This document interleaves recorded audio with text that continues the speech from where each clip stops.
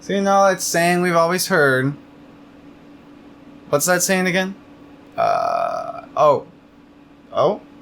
Bigger is not always better. In this case, I think it's true. It doesn't. It's on manual focus. The camera's not very good. Intro, please.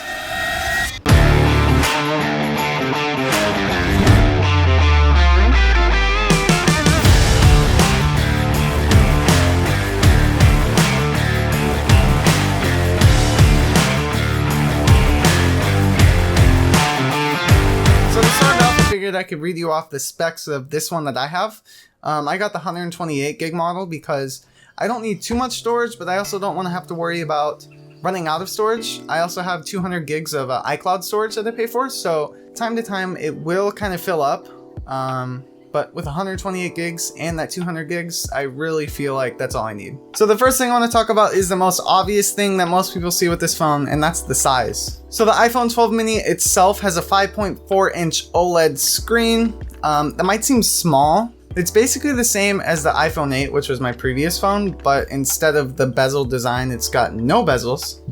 So to me, it's still an upgrade. To some people, it might be a downgrade as far as screen size go. The phone also only weighs 135 grams, which is really not that much. It's very, very light. I don't even realize it's there half the time because I got a lot of heavier stuff. I got like a knife, I got a wallet, I carry AirPods, I carry a portable charger, I carry keys. There's a lot of stuff I carry, and the phone, I don't even realize it's there sometimes. I don't think I want it to be smaller though. I think this is like the smallest I'd like to go, and I really think Apple just nailed this size. Anything bigger is too big, anything smaller really is just too small. So the next thing is, the battery. That's a huge factor when you consider phones, and the big reason why they're a lot bigger these days is so they can fit a much bigger battery in them. With this, it's a lot smaller, so you don't get the biggest battery. I find that for me, the battery will last me about half the day and I'll have to charge halfway through.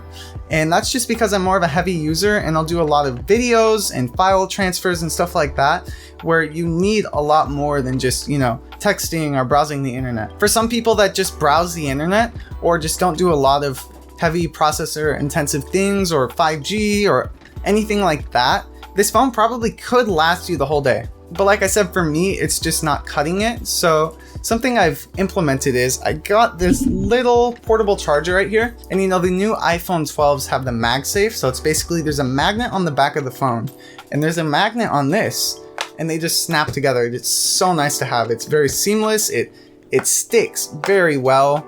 It's not going anywhere. The one downside I see with this is heavier than the phone. So I will feel it if it's in my pocket. But that's the nice thing about it, is it just snaps on, it goes in my pocket, and I just forget it's there, and I take it out and it's fully charged. So the next biggest thing that I've noticed with this phone is the insane speed that it comes with. It's got the A14 Bionic chip, which was in the last gen iPad Pro series before the M1s came out. And when I heard that just blew me away, that they were able to fit an iPad processor into this tiny, tiny little phone. I can understand maybe for like the Pros and the Maxes, which are a little bigger than this, but it's just so small. And compared to my old phone, that one was constantly lagging behind, not even keeping up with like iMessages. Whereas this, it just tears through everything. I haven't really encountered something that it slows down on. Everything is extremely fast and it's very future-proof. The one downside I found is it can get pretty hot. And I think that's just because it's such a small phone with not a lot of surface area to cool it off. With a lot of phones, they'll use the screen to release a lot of heat, because normally when you're using a phone, your fingers are more on the back side of the phone, less on the front. Whereas this, it doesn't have as much surface area. And with that powerful of a chip, there's just nowhere for the heat to go. By time to time, it does get annoying. Your hands will start sweating, but you just, to me, it's not that big of a deal breaker. And anything processor intensive, I'll just use my computer for if I need to. But on the go, I can deal with it. And overall, it's just insanely fast to where it makes up for that loss. And next, this phone is extremely durable. As you can see, I don't even have a case on it. And that's just because you really don't need one with this phone. Let me explain. So compared to the last gen iPhone 11s, The 12s, the screen is 4 times as durable and 4 times resistant to cracks and scratches.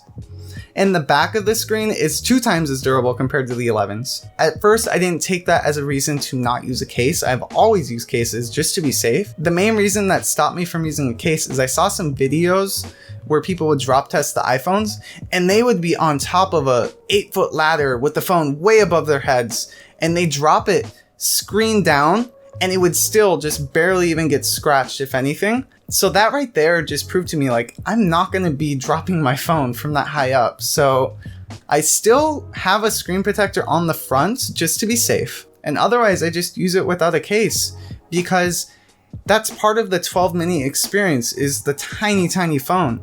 And using it without a case, you get that experience. When you put a case on there, it can become more bulky. And that's just something that I'm not looking for with this phone. There is one thing you have to consider if you are not going to use a case, and that's the aluminum ring on the sides of the phone. It's the one part that can get damaged. It's got a few dents from past drops. From my past experience, dents on the side of the phone don't impact its resale value. And to me, like, I don't care if there's dents on it. It's not going to impact how well it performs or anything like that. But for the screens, that's something that's a lot more important, because that's something that can significantly impact the resale value. And having cracks on the screen is just, it's annoying. And that leads to the next thing, which is the screen. This is probably the most impressive thing to me from going from the iPhone 8 to the iPhone 12. And that's just, the screen is just amazing. It's an OLED screen, which compared to the LCD, I just can't even compare it. Like, I can't even put into words how amazing this thing is when you watch like an HDR video. The blacks are just, they're black. They're very dark. They're crisp. They have definition. It's got great contrast with a 2,000,000:1 ratio. And the brightness goes up to 1250 nits. I'll take it outside and I'll look at something in the bright sun and I can still, make out what I'm watching or what I'm looking at. Overall, this screen is just very impressive. Everything, including the colors, are great. If I ever need to look at something with very precise colors or exposure levels, I'm going to use this phone. This screen on this phone is my go-to monitor, if you would call it, for looking at things like that. My monitor for my computer isn't really meant for that, and this phone just really helps me see things that I can't see with the monitor. So lastly, but maybe most importantly, is the camera on this. Well, cameras. For my impressions of using it, it's really impressive. And if you want to see how good it is, watch some of my past videos. Look at my Instagram, which is, here, by the way, bottom left corner. I post a lot of photos that are, shot with a handheld camera, and that's this. It's so good that I can get and capture very impressive images with it. And my past YouTube videos are even shot on this phone. It's got an ultra wide and just a normal wide camera on it. It has auto image stabilization, but compared to like the pros, which have the actual sensor that moves around, it's lacking. With some steady hands, you can make it work. It's able to shoot 4K 60 and 1080p 120, but overall, it's just great to have. And the ultra wide does have a little bit of distortion, but that's just because of how immensely wide the focal length is. The one thing I do miss is not having a telephoto lens on it, but if you go with the Pro or Pro Max, you will get that third lens. I've been able to make do with it, and it still will work. You just have to, be a little more creative with the angles you go with. The night mode on this phone is also extremely impressive. It has very good low light performance that just really blew me away. I wasn't expecting this tiny little camera, this tiny little sensor to be able to do that. So, all in all, it's a great camera. I mean, for how small it is, it really, it's impressing me. And it's really making me think that soon in the future, cameras could start really taking over DSLRs a lot more, to where pros possibly, could start using them if they created like a pro phone camera, something like that, which that would be pretty cool. Maybe with like a screw-on lens instead of those snap-on ones. I don't like those.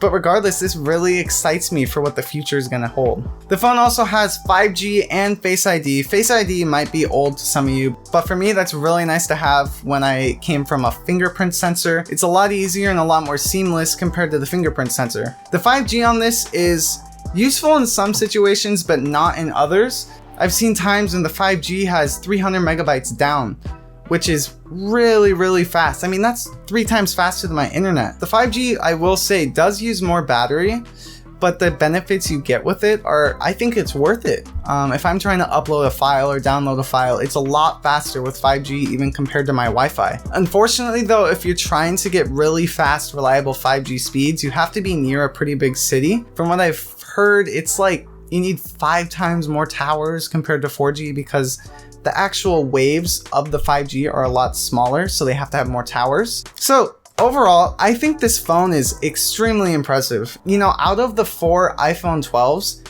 this is my favorite. If I could get any phone, you know, I'd still choose this phone. And that's just because I don't need something with a huge screen or anything like that. And there are some downsides with this smaller screen and format, but I think that the benefits much outweigh the negatives. I think that the 12 mini is kind of a niche phone. It doesn't fit everyone's needs, but I think for those people that it does fit, it's really nice to have. I think for people that are looking for a smaller screen and don't need a big battery or can get a portable charger or something like that, in my opinion, I think it's by far the best phone at this size. And I think Apple, you know, it really nailed it with this phone. So what do you think about the phone? Let me know in the comments. And as always, make sure to like and subscribe. And I hope you enjoyed this video. And as always, go out there and get creative.